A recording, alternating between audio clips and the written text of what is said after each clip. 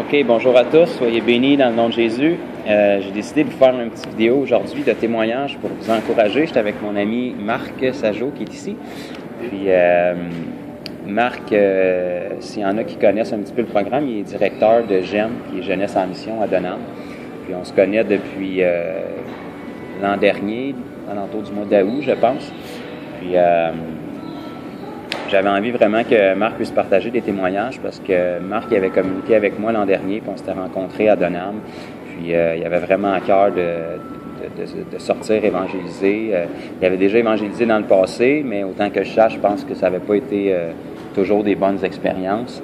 Puis il avait vraiment un cœur humble, sincère d'apprendre vraiment, puis de retourner sur le terrain, puis de le faire. Puis c'est ça, depuis le mois d'août environ l'année passée, il est sorti pas à toutes les semaines, mais presque à toutes les semaines avec nous, avec d'autres frères et sœurs dans différents endroits. Puis là, aujourd'hui, on était au Galen Granby, puis il m'a partagé des témoignages. Puis j'ai dit, c'est vraiment le fun, il va falloir qu'on partage ça aux gens pour qu'ils puissent être bénis. Fait que je vais juste le laisser un petit peu vous partager qu'est-ce qu'il a vécu dernièrement, puis quel changement puis quelle bénédiction que ça a apporté dans sa vie de commencer à aller sur le terrain puis d'évangéliser comme Jésus nous appelle à le faire. Fait que, oui, salut. Alors, un témoignage, c'est le soir du 30 janvier, j'étais au Walmart et j'ai rencontré une connaissance qui était là. Et je l'ai saluée, mais elle était avec une copine qui était assise sur une chaise roulante. Et j'ai demandé pourquoi tu es assise sur une chaise roulante. Elle m'a dit c'est parce que j'ai une entorse majeure à la cheville et je ne peux pas m'appuyer sur mon pied. Alors j'ai rassemblé mon courage et j'ai demandé est-ce que je peux prier pour toi. Alors elle a accepté. Et après avoir prié 3 fois pour elle, elle s'est mise à marcher debout et sans béquille, sans besoin d'aide. Donc pour elle, c'était vraiment miracle. Et le lendemain soir, elle est sortie à une soirée d'ensemble pour fêter le jour de l'an et elle a rencontré une collègue de travail. Elle lui a raconté qu'est-ce qui s'était passé. Et elle lui a dit, avant j'étais athée, mais maintenant je suis en train de me remettre en question. Donc il y a vraiment un encouragement qui s'est produit. Et il y a 2 semaines en arrière, on a fait remorquer un véhicule de Jeunesse en mission où est-ce que je travaille. Juste, je ne veux pas t'interrompre, Marc, mais tu m'avais partagé, parce que ça me vient en tête, dans le fond, la jeune fille qui a été guérie de sa cheville, il y a quelqu'un qui travaille avec toi qui l'a revue, oui, dans le fond, par après, puis tu as su de cette façon-là qu'elle était guérie, puis elle était vraiment surprise de ça, c'est ça? Exactement. Donc, dans cette fameuse soirée d'ensemble-là, c'est ça, elle a rencontré une collègue avec qui je travaille, c'est là qu'elle lui a dit... mais quelqu'un avec qui je travaille a prié pour moi et c'est fou ce qui m'arrive, je suis capable de marcher. Elle a dansé toute la nuit sur son pied. Et c'est là qu'elle lui a dit, mais oui, j'étais athée avant, mais maintenant, je me remets en question. Donc, effectivement, oui. Ça, c'est dur sur un athée. Et c'est ça, donc, il y a 2 semaines en arrière, le remorqueur arrive pour remorquer un véhicule de Jeunesse en mission. Et là encore, j'ai à cœur de prier pour lui. Et je passe par-dessus ma timidité. Je lui demande, est-ce que je peux prier pour toi? Est-ce que tu as un besoin dans ton corps? Alors, il m'a trouvé un peu bizarre, mais il m'a donné la permission de prier pour lui. Il avait mal aux côtes. Et j'ai prié 2 fois pour lui. Et après 2 fois, il a dit un mot que je ne peux pas prononcer maintenant. Mais c'était de la musique à mes oreilles. C'était un mot vulgaire, mais il cherchait sa douleur, il ne la trouvait pas. Et j'ai essayé de lui expliquer qu'est-ce qui s'est produit dans son corps, mais il ne m'écoutait pas. Il était trop stupéfait.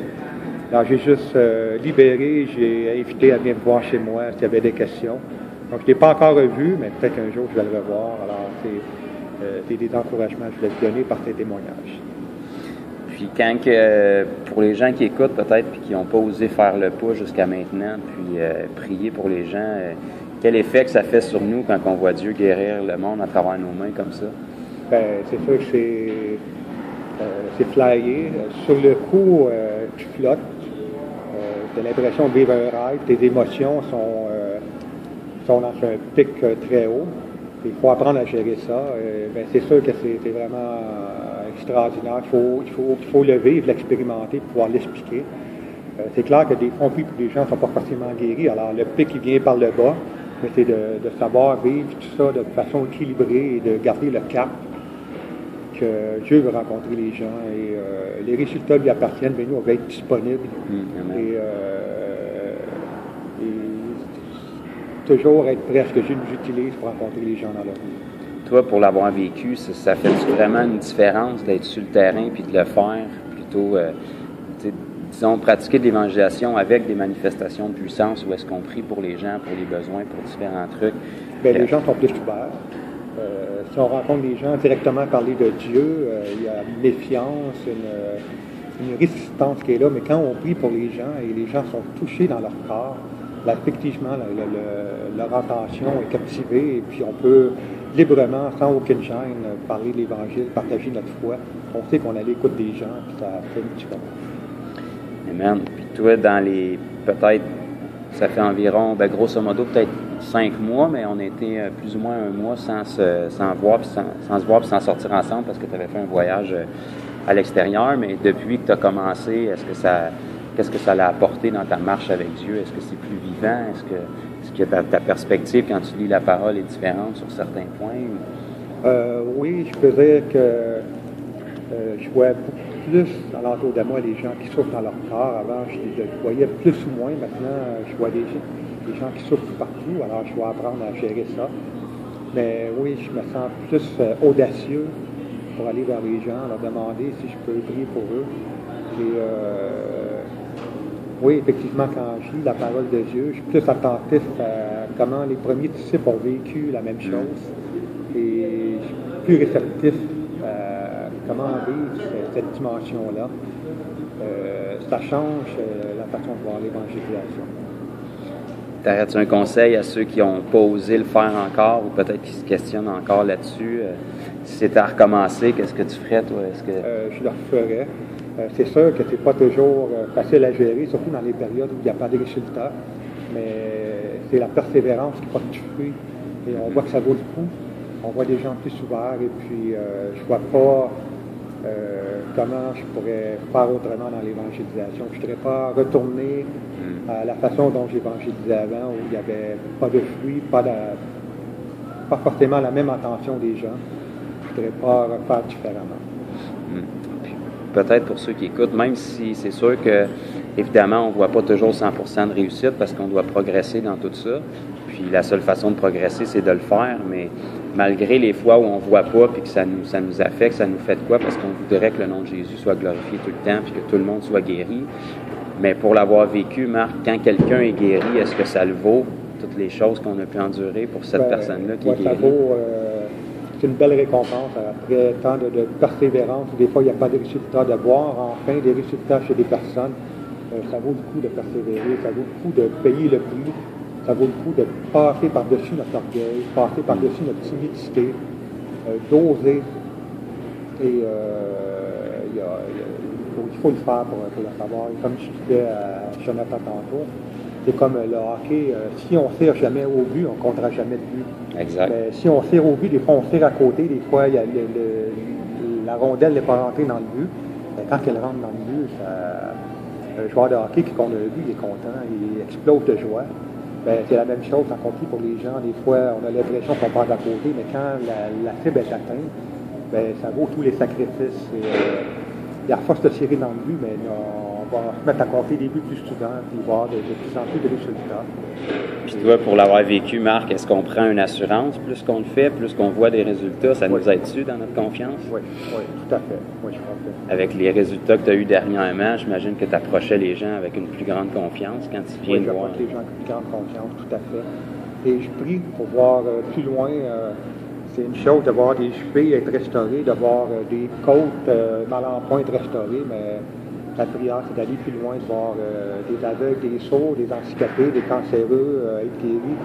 Donc, c'est un processus qui est enclenché, et puis je ne vais pas lâcher, je vais me rendre jusqu'à là. Et c'est ma prière que Dieu me forme, me transforme pour aller jusqu'à là. Amen. Fait que soyez bénis, puis encouragés. C'est un témoignage vraiment simple. On est au centre commercial ici à Granby aujourd'hui, mais c'est ça. Je voulais vraiment que j'aime ça impliquer d'autres gens que moi parce que Dieu ne fait pas exception de personne. Oui. La seule raison pourquoi Dieu passe par moi, c'est parce que je suis disponible pour qu'il le fasse. Maintenant, Marc est disponible, Dieu passe par lui. Puis si vous vous rendez disponible, puis vous foncez, malgré vos craintes, malgré vos peurs, malgré vos échecs, lorsque vous ne voyez pas ce que vous voudriez voir arriver, ben c'est comme je partage souvent avec les gens, puis comme Marc vient de dire un peu, si vous priez pour la personne, vous avez une chance sur 2 qu'elle soit guérie puis qu'elle soit touchée par Dieu. Si vous priez pas, vous avez 2 chances sur 2 qu'il ne se passera rien. Exactement. Fait que mettons les chances de notre bord, puis si on veut se rendre là où est-ce qu'on a à cœur d'être en tant qu'enfant de Dieu, de voir Jésus être glorifié puis de voir des miracles, ben il faut commencer quelque part. Puis Dieu le fera pas pour nous, puis on est la génération où est-ce qu'il faut qu'on se lève parce qu'il est temps que Jésus soit connu, surtout ici au Québec. Tout à fait. Puis moi, j'ajouterais, quand on parle de chez nous aux gens, les gens sont plus ou moins intéressés. On parle de Dieu, les gens trouvent ça étrange, mais le but, quand compris pour les gens, c'est que les gens soient captivés dans leur attention. Si les gens ne sont pas guéris, ne sont pas touchés, ben, c'est pas ma responsabilité. Je ne veux pas me laisser décourager par ça. Par contre, quand les gens sont touchés, puis il y a une ouverture, ben, on voit que oui, Dieu veut faire un travail dans la vie des gens. Alors, comme Jonathan a dit, mettons les champs de notre côté, que le plus de gens possibles soient captivés et qui nous donnent la permission de partager l'Évangile librement et ouvertement avec eux. Et c'est comme ça que les résultats vont venir. Amen. Si vous voulez vraiment vous enlever de la pression, là, souvenez-vous que notre travail, c'est pas de guérir. Notre travail, c'est vraiment d'obéir à la parole, simplement. Fait que si vous y allez, vous obéissez. Soyez bénis.